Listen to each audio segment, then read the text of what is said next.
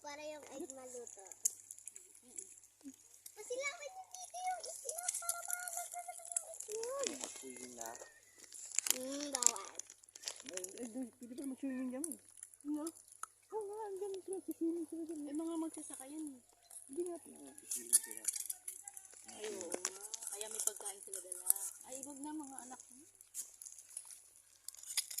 Anong pinggan? Meron dyan. Isang pinggan lang. Aray. Pwede na yun eh. Plastic naman eh. Bakit ganun madikit? Hey. Wala naman kami damit pang swimming eh. Saan yung noodle shop? Wala naman kami Ayun, damit kailangan pang ng ano, swimming. dagdagan tubig. Saan yung noodle shop? Andiyan. Saan? Lalagyan nga namin dyan kasi na ano. Wala kami damit pang swimming. Hindi ikaw mag-swimming. Si mama. Sabi ko naman, ba't ako? Mama. Hindi. Parang mainit ang plastic ko. Hindi. Mamaya to. Tubig daw pa.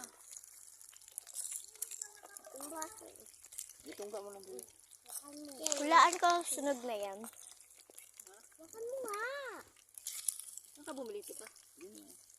Baka mo. Buti may nearby na tindahan. Ay, tubig. Kahit niluto to. And guys, dito kami sa... Saan nga ulit to, ma? Huwag mo sabihin yung anong lugar. Ha? Sa gilid na. Basta sabihin ko na lang, bukas. Ay, sa bukas. Sa bukid. Why? Sa gilid ng ilog. Gilid ng ilog sa bukid. Bakit? Nasa mid siya pa, sa may ilong.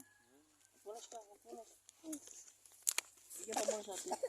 Wala ko pa muna. Baka pa